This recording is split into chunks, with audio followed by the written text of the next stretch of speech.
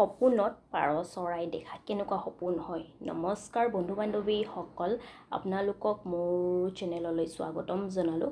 বন্ধু বান্ধৱীসকল, আজিৰ এই সপোনৰ ভিডিঅ'টিত আমি জানিম সপোনত পাৰ চৰাই দেখা কেনেকুৱা সপোন হয়, অৰ্থাৎ ভালনে বেয়া, শুভনে অশুভ, সকাৰাত্মক নে নকাৰাত্মক বা কি কথাৰ সূচক হয় তাৰে বিষয়ে আজি আমি এই ভিডিঅ'টিত জানিম। ঠিক আছে বন্ধু বান্ধৱীসকল, সপোনত পাৰ চৰাই দেখা অৰ্থ জনাৰ আগতে যদি আপোনালোকে মোৰ চেনেললৈ নতুন হয় তেন্তে মোৰ চেনেলটো ছাবস্ক্ৰাইব কৰি তাৰে ওচৰত থকা নটিফিকেশ্যনৰ বেলখন প্ৰেছ কৰি অল কৰি থৈ দিব, যাতে মই আগলৈ এনেকুৱা সপোনৰ বিষয়ে ভিডিঅ' আনিলে আপোনালোকে প্ৰথমতে নটিফিকেশ্যন পাই যায়। আৰু যদি আপোনালোকক মোৰ এই ভিডিঅ'টি ভাল লাগে তেন্তে এটা লাইক কৰিব, লগতে বন্ধুবৰ্গলৈ শ্বেয়াৰ কৰিব। আহক তেন্তে বন্ধু বান্ধৱীসকল, এতিয়া আমি জানো সপোনত পাৰ চৰাই দেখা কেনেকুৱা সপোন হয়।